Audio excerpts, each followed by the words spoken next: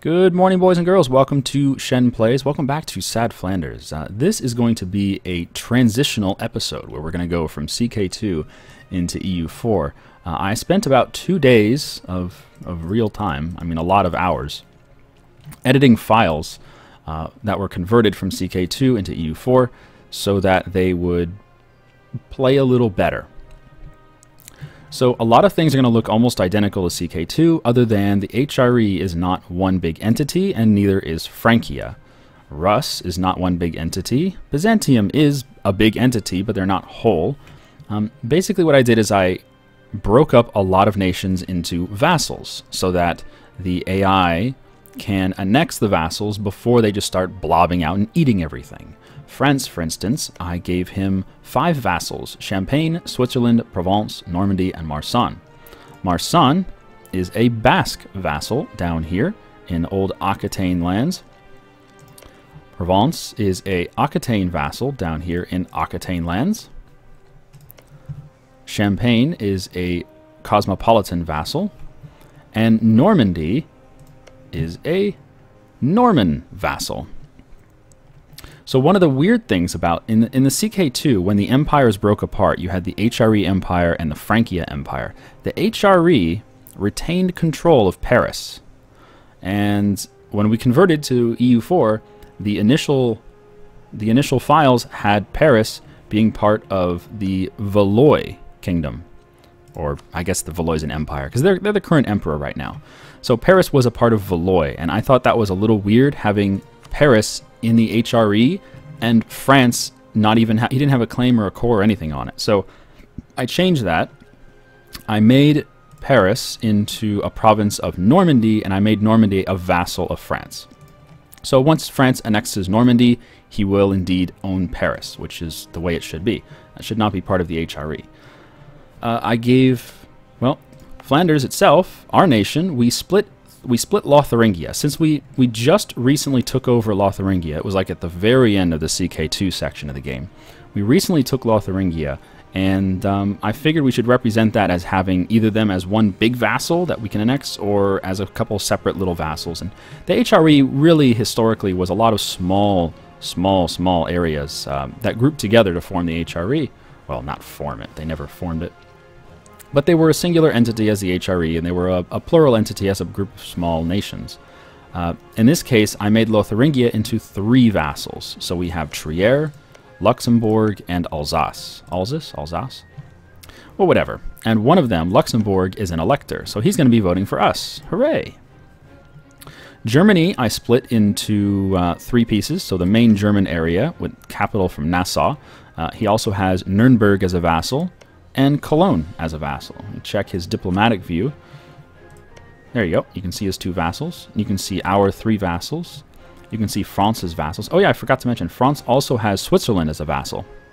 What was really weird is when the HRE and Francia split in CK2, France, who typically would have their capital in Paris or somewhere like that, had his capital here in Bern. For whatever reason, his capital was Bern, and the HRE was being ruled from Paris. Just didn't make any sense. So HRE eventually moved their capital to Ostmark, which still doesn't make any sense. So Valois owns Ostmark. I mean, there's a lot of things that could be kind of tweaked and moved around to make this more sensible. But you got to remember, this comes directly from CK2, and CK2 you have a bunch of, especially in the HRE where everyone's a Carling, you have a bunch of lands that just kind of get filtered around and shifted and moved, and it's really awkward sometimes. So I figured I should leave some of that. So Valois does own Ostmark, their capital, and they also own Valois over here. For whatever reason, they have these separate areas, and they are the emperor. There you go. So Germany has its vassals Cologne and Nuremberg. Swabia has vassals Munster and Göttingen. So he has 2 decently sized vassals. And then down here you have kind of independent southern German lands. You have Baden, Swabia, Kempten, Bavaria, Salzburg, Tyrol, Carinthia, and Austria. All of these guys are German, and they're all fully independent. They're not vassals of anyone. So good for them. They're all independent. Some of them have, like Swabia has a core over here. Bavaria has a couple cores that they can use to spread around. Austria has a core on Ostmark. I'm sure he's going to go get that from Valois. Carinthia doesn't have any. Tyrol doesn't have any. I mean, there's spread around. Bohemia does not actually own Bohemia, but he does have them as a vassal. So he'll have to integrate them and convert their lands, because they're... oh, Catholic? Really? Oh, animist. Okay, so one of the weird things is, because not all of the religions reformed their faith, they are not all the proper religion. Slavic never reformed, so they come in as animist. Like Rus is animist. Yep, animist. And Lithuania is animist. Poland is animist. All these guys, that will all change. I believe once we unpause, it'll change. Rus will go Slavic, Lithuania will go Romuva, and Poland will go Slavic. And then everything else will sort out on its own. But for now, it's all listed as animist. So Praha, it says animist, he's actually Slavic. And yeah, when Bohemia annexes his vassal here, he will get the land, which has a high base tax. But the problem is, it will be Slavic land. And he's going to have to find a way to convert that, because, you know, Bohemia is Catholic. The Sorbs are an HRE entity, but they are a vassal of Poland. So Poland actually has a vassal inside the HRE. And I did that mainly to, well, I wanted to break up Poland a little bit. They're just massive. I wanted to break them up a little bit, so I gave them a small vassal over here with some decent base tax lands. And I made them part of the HRE, so that when Poland annexes them, it'll piss off some of the HRE members. It'll give them a reason to have some conflict with each other. Everybody else up here is independent. We have the Obotrites and Welligrad, who have they have identical flags. That's just from CK2. They're both Pomeranian culture. We have Brandenburg, which was actually Brenneburg, B-R-E-N-N-A-Burg. They were Brenneburg instead of Brandenburg. I figured I should just make them Brandenburgs. You might as well have Brandenburg if you're playing EU4, right? Denmark, Norway, and Sweden come in as Norse. They are Norse religion. And because they are Norse religion, they are also Eastern tech. And this is just one of the things that you convert from CK2. If you are not Catholic or Protestant or one of those, you're going to be Eastern tech group. So the same thing applies to Brittany over here. Brittany was, if you remember from Sad Flanders and CK2, Brittany was conquered near the end of the game by some Norsemen, some adventurers. So they are indeed Norse. And yeah, they have the flag of Gotland for whatever reason. But whatever. Or similar flag to Gotland. But yeah, so they are Norse over here. They're a happy little man with their Norse tip of France over there. Down in Spain, we have Galicia and Asturias. Galicia and Asturias represent Portugal and Castile.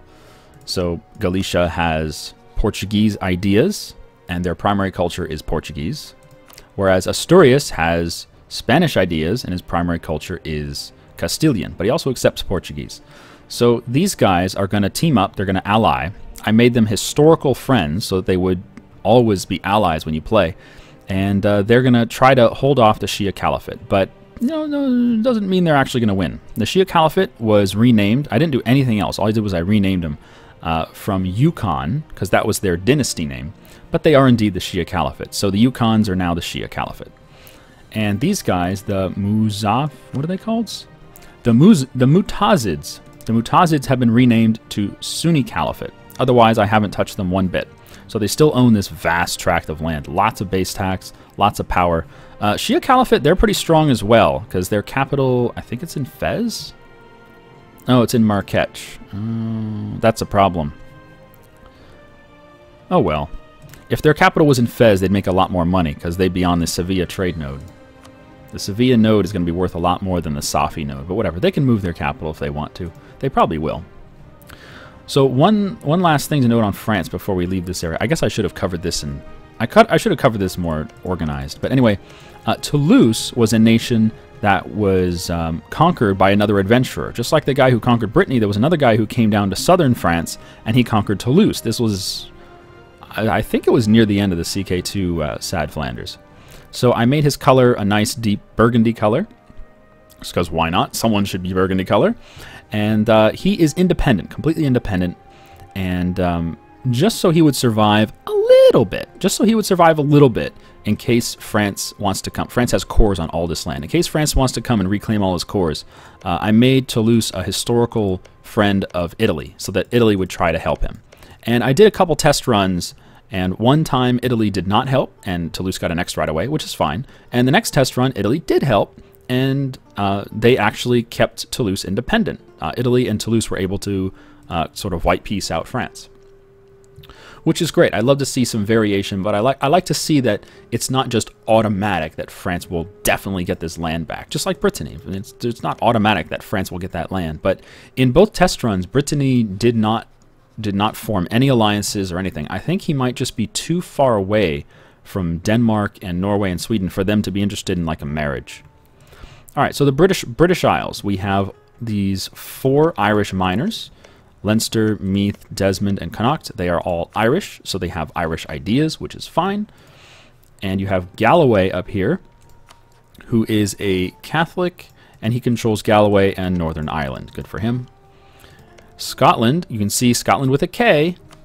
He is primary culture Scottish, but he also accepts Norse and Anglo-Saxon. There is no English culture on this map. There's just Anglo-Saxon, which is fine. It's the same thing, just older version of it. And Scotland was formed by Norsemen, but their religion is Catholic, so they are indeed Catholic. I don't think they have any Norse religion. No, they have no Norse religion on the islands, but they do have Norse culture, so we can check that out. Cultures. There you go. This blue area, the central part of the British Isles, is all Norse. And yeah, the Norse owned it for a long, long time. Oh, that's an interesting thing. So these guys, the guys who conquered Brittany, they did bring their religion, but it looks like their culture, yeah, is Breton. So they are actually Breton. They're no longer Norse culture. And yeah, that happens. That happens. I do like that. What about down here? Are you guys Norse? No, they're Aquitaine. Okay, so he didn't keep his Norse culture either. He's Aquitaine culture. All right, good to know. So let's see. We've been over France, Italy. Okay, Italy's a good one. Italy, at the very end of Sad Flanders CK2, Italy declared independence, and they won their war. I think they had tried like 3 times before they actually won, but they did eventually win their independence. And when we converted into EU4, there was a lot of messy lands, and I had to move lands around. Like Flanders, for some reason, we owned Cuneo, so I transferred that to Italy in the save files, not in the save files, in the game file, in the mod files. And Flanders also owned a bunch of land over here in Carinthia, so I gave that all to Carinthia. Italy owned Tyrol, so I gave that to Tyrol, since that's supposed to be their capital. But yeah, I gave Tyrol to Tyrol, I gave Cuneo to Italy, and I gave 3 provinces over here to Carinthia from Flanders. I think that's about it. These guys, yeah, they're all Norse culture. Well, no, they accept Norse. I mean, Norway's primary culture is Norwegian, but he accepts Norse. Denmark's primary culture is Danish, but he accepts Norse and Pomeranian. Sweden's primary culture is Swedish, but he accepts Norse. They all accept Norse because, big surprise, all the territory up here is Norse culture. I mean, there's a couple Norwegian, Swedish, but for the most part, it's just Norse, Norse, Norse, Norse. They weren't that divided yet in CK2. They were all very similar. There's a lot of weird culture spread, yeah. Oh, there's only one Romanian province. And there's an Avar province over here by Lake Belaton. Isn't that neat? Khazar, Pecheneg, Cumans. Okay, so yeah, let's move a little bit east. Byzantium. Byzantium was massive in CK2, and they're still massive. They are probably the largest single entity that is not a Muslim at the moment. At the moment, they're the largest. And they have 3 big vassals. They have Zaklumia, which is their Catholic vassal over here. Most of their land is Orthodox, but their capital is Catholic. Therefore, they are a Catholic nation. They also have Uderman, which I just threw these guys in there to sort of break up Byzantium a little bit. But they are a Byzantine vassal. Uderman is the Ottomans in disguise. They have Ottoman tech group. They have Ottoman units. They have a 666 emir. So they could, if they can get their freedom, be an amazing powerhouse in this area. But in both test runs, Byzantium just annexed them, just, you know, whatever. It's a vassal, so you annex it. They also have Imeretiia, which is sort of my representation of Georgia. They are Georgian culture, they are Orthodox, and you know, very, very basic. Crimea is Crimea, of course. They're a horde, good for them. The Cumans are another horde, and they are Tengri. Yeah, Tengri, gotta love that. Go Cumans. The Cumans have a lot of vassals, though. They have Bulgar, Yagbuids, Kutalmisids as vassals. So you will see the Cumans get super massive when they annex these vassals of theirs. Russia, same thing. I broke them up. They were huge in CK2. And I divided them into, just like France, I divided them into little vassal sections. So I made a 6-province vassal Ruthenia, a 6-province vassal Kiev, a 6-province vassal Moskva, a 6-province vassal Maris. And he can just annex them whenever he wants, but they're just his massive, massive vassals. And they will all be Slavic except Moscow. Moscow is Tengri. So there you go. And yeah, in CK2, all this land was Tengri. So I figured I might as well make a separate vassal just for the Tengri area. And they're also Mordvin. The province of Moskva is actually Mordvin and Ryazan. And you have the Mordvins down here. Big surprise that that area is Mordvin. Oh man. And the Mordvins are another horde over here, but in both my test runs they just got annexed by Russia. Russia's just, he's going to annex his vassals, then he's going to beat up Norway, and then he's going to beat up the Mordvins, and then he's going to blob like crazy. But the reason I made these vassals for France and Russia especially, but also from Flanders and Germany and other places, Byzantium, the main reason for the big guys to get these vassals is so that they can't just, or not that they can't, but that they won't focus on going to war to expand their empire just yet. I want them to focus on annexing their vassals that they have now before they move on. And it's not like it really hinders them. France is still massively powerful France. Russia is still massively powerful Russia. And Byzantium is still massively powerful Byzantium, just like they were in CK2.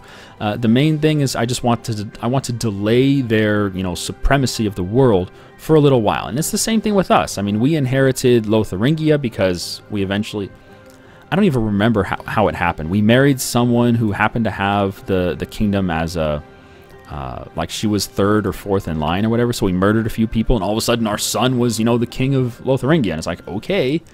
But I felt I should represent that with vassals rather than just owning the land outright. But yeah, any other questions from Twitch chat before we move on? Oh yeah. Persia is Zoroastrian. Look at that. Zoroastrian. There's no other Zoroastrian nation on the map, and he does have some cores over here on the Sunni Caliphate, and also on the Samanids and on Baluchistan. So he will try to spread his Zoroastrianism, but in both my test runs, even though he did initially spread out, he usually goes for the Samanids to take a little bit of land. Even though he did initially spread out, he usually gets beat up pretty bad.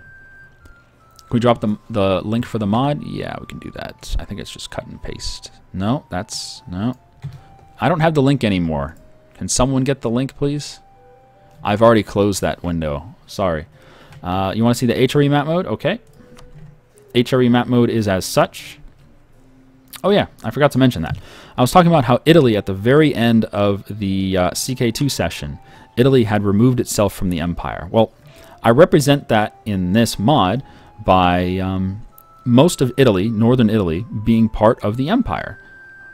It's all still part of the empire, but Italy itself is not in the empire. I put his capital here at Abruzzi to keep it out of the empire. So he owns a lot of empire lands, but he is not in the empire. Croatia and Slavonia are two small nations that are in the empire. And look at this. There's carlings everywhere. Bavaria, Germany, Valois, Zachlumia, and Slavonia are all carlings. And yeah, look at, he's 61 years old. He's just gonna fall apart. He's gonna get union by Germany or someone. The Indian name is hilarious. Well, we have Pratas and Pratiharas, Padas, Maharashtra, Karnata, Palvas, Banas. Okay names. Oh yeah, thank you for posting the link. Good. All right, so that's probably going to be it. I did make Poland's dynasty Jagiellon. Lithuania's dynasty already was Jagiellon, so, you know, good for them on doing that. Poland's dynasty, I had to actually edit that in the files, though. So there is a chance for Poland and Lithuania to do their Commonwealth, just like in regular EU4. There's no guarantee they'll do it. I made them historical friends, so they will be allies. And I gave Lithuania some cores on Beresti, Pinsk, and I also gave Lithuania cores on the border provinces over here with the Russian vassals, so that Lithuania and Poland would have a reason to go to war with Russia. Because in both my test runs, they seem too timid. I want them to, like, fight. I want them to actually show some life. Make it Rajasthan? Nah, it's fine. I mean, essentially it is Rajasthan, right? But whatever, it's fine. All right, I think that's going to do. Hungary is Tengri. Yep. They're Eastern Tech and Tengri. That's good enough. Anyway, we'll hop in for some actual gameplay in the next episode, but I wanted you guys to know what went on in the 2 days that I wasn't doing any recording for Sad Flanders, and that was all of this file editing. And we'll come back and play this in the next episode. I'll see you then. Have a good day.